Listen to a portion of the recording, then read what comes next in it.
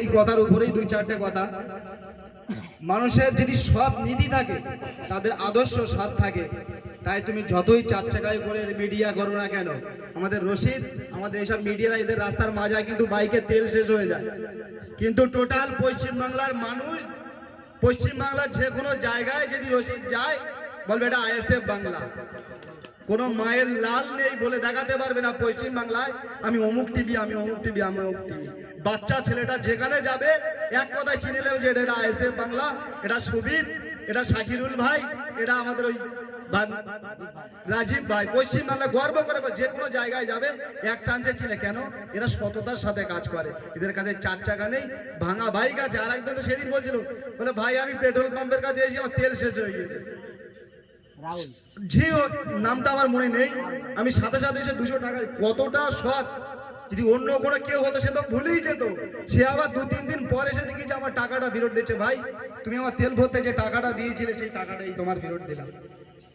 এটাই বাস্তবে বলছি। তার যদি প্রয়োজন থাকতো সে যদি আজ 200 টাকা আমার ফেরত দিতে পারে, অন্য কোনো খারাপ খবর করার জন্য তার যদি 10,000 টাকা দাও সে ফেরত দেবে, এটা আমি আশা করে বলতে পারি।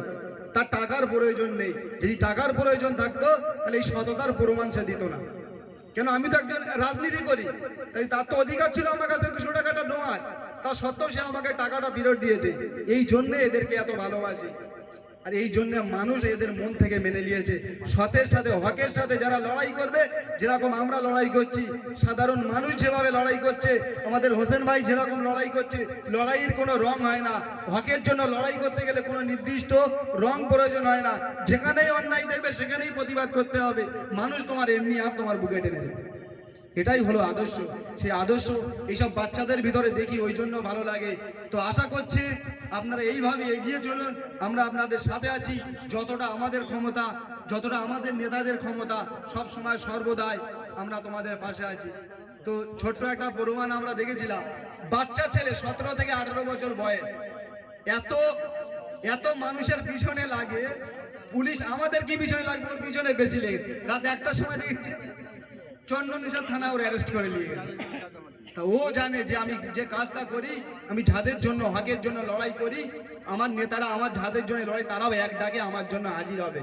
এটাও গর্ব করে বলতে পারবে। কি ঠিক তো? সেই জন্য ওরাও লড়াই করতে সাহস পায়, হকের জন্য খবর করতে সাহস পায়। আরেকটা জিনিস, যে সাংবাদিকতা করতে গিয়ে জেল খাটতে হয়, এও একটা নজিরবিহীন ঘটনা। যে সাংবাদিকতা করতে গিয়ে 3 মাস জেল কাটতে হয়। সব হকের জন্য লড়াই করতে হলে 3 মাস জেল কাটতে হয়। আমার শাহরুখ ভাই সেটা দেখিয়েছে, জেল কেটে কি দোষ ছিল তার। হকের জন্য লড়াই করে, হকের খবর করতে গিয়ে, মানুষের কাছে সত্যতা তুলে ধরতে গিয়ে আজকে ওকে জেল কাটতে হয়েছে। তো আশা করছি জেল কেটে কি ওর কি নামটা ডুবে গেছে, ও চুরি করে জেল কেটেছে? তো আজকে হকের জন্য লড়াই করতে গিয়ে, সততার কথা তুলে ধরতে গিয়ে আজকে ও জেল কাটিয়েছে। আশা করছি ওর বাবা মাও একদিন গর্ব করে বলবে যে আমার ছেলে হক কথা বলতে গিয়ে আমার ছেলে আজকে জেল কেটে এসছে। কোথায় তোর মা আব্বা যে থাকতো তো ফোনটা কেড়ে নিয়ে নিত। আশা করে বলতে পারি আরো দামি ফোন হাতে তুলে দিয়েছে, যে যা তুই যে লড়াই করছিস, মানুষের অসহায় মানুষের জন্য যে লড়াই করছিস, আমি আমাদের বাপ মায়ের তরফ থেকে সাপোর্ট করছি, তুই আরো এগিয়ে যা। ঠিক বললাম তো? তো আশা করছি সবাই এইভাবে এগিয়ে চলুন। আমাদের যতটা সম্ভব আছে আমরা তোমাদের সাথে আছি, বলার কিছু নেই। যেখানে আমাদের ভাই